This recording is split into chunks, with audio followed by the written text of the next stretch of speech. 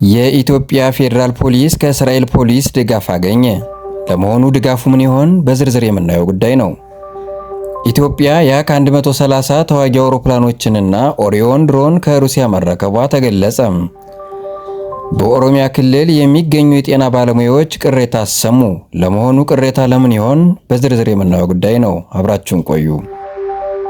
የኢትዮጵያ ፌዴራል ፖሊስ ከእስራኤል ፖሊስ ድጋፍ አገኘ። የኢትዮጵያ ፌዴራል ፖሊስ በአደገኛ እጽ መከላከልና ቁጥጥር ስራዎች ውጤታማነቱን ለማጠናከር ከእስራኤል ፖሊስ ኬናይን የተባሉ አነፍናፊ ውሾች ድጋፍ ማግኘቱን አስታወቀም። የፌዴራል ፖሊስ የወንጀል መከላከል ጠቅላይ መምሪያ አዛዥ ምክትል ኮሎኔል ጄኔራል መላኩ ፈንታ በሰጡት መግለጫ እንደገለጹት እነዚህ አነፍናፊ ውሾች በቦሌ ዓለም አቀፍ አየር ማረፊያ በኩል ከውጭ ሀገር ወደ ኢትዮጵያ የሚገቡና ከሀገር ውጭ የሚወጡ አደገኛ እጾችን ለመከላከልና ዝውውራቸውን በተሻለ መንገድ ለመቆጣጠር የሚረዱ መሆናቸውን ገልጸዋል። በተጨማሪም በኬናይን ቴክኖሎጂ ድጋፍ አደገኛ እጽ ዝውውሩን በብቃት ለመከላከል የፌዴራል ፖሊስ የጸረ ፈንጅ አደገኛ እጽ ቁጥጥር መምሪያ ባለሙያዎች በእስራኤል ቴል አቪቭ ስልጠና እየወሰዱ መሆናቸውን ጠቁመዋል። እነዚህ አነፍናፊ ውሾች ስልጠናቸውን ከጨረሱ በኋላ ወደ አገር ገብተው በ39ኛው የአፍሪካ ህብረት የመሪዎች ጉባኤ ወቅት አገልግሎት እንደሚሰጡ ተገልጿል። በአጠቃላይ የኢትዮጵያ ፌዴራል ፖሊስ ከእስራኤል ፖሊስ ጋር በመተባበር የአደገኛ እጽ ዝውውርን ለመከላከልና ለመቆጣጠር በርካታ ተግባራትን እየፈጸሙ መሆኑን አስታውቀዋል። ኢትዮጵያ ያ130 የተባሉ ተዋጊ አውሮፕላኖችንና ኦሪዮን ድሮንን ከሩሲያ መረከቧ ተገለጸ። ሩሲያ እስከ 6 የሚደርሱ ያ130 የማሰልጠኛ እና ቀላል የጦር አውሮፕላኖችን እንዲሁም ቢያንስ አንድ ኦሪዮን የተባለ የጦር ድሮን ለኢትዮጵያ መስጠቷን የዩክሬን መከላከያ መጽሔት ዲፌንስ ኤክስፕረስ ገለጸም።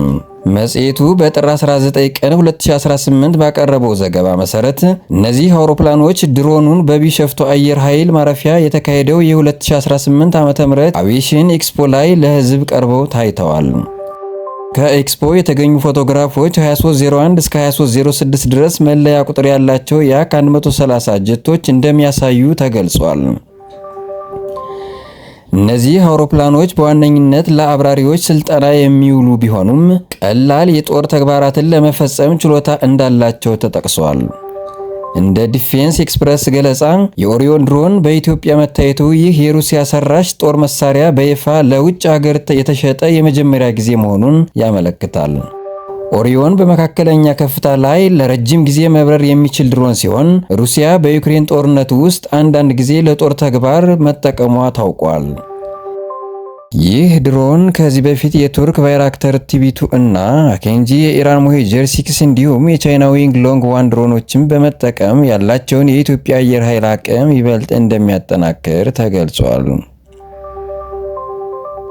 በኦሮሚያ ክልል የሚገኙ ጤና ባለሙያዎች ቅሬታ አሰሙ። በኦሮሚያ ክልል የሚሰሩ የጤና ባለሙያዎች የክልሉ መንግስት የትርፍ ሰዓት ክፍያን በቅርቡ በተደረገው የደሞዝ ማሻሻያ መሰረት እንዲያሰላ ጥያቄ አቀረቡ።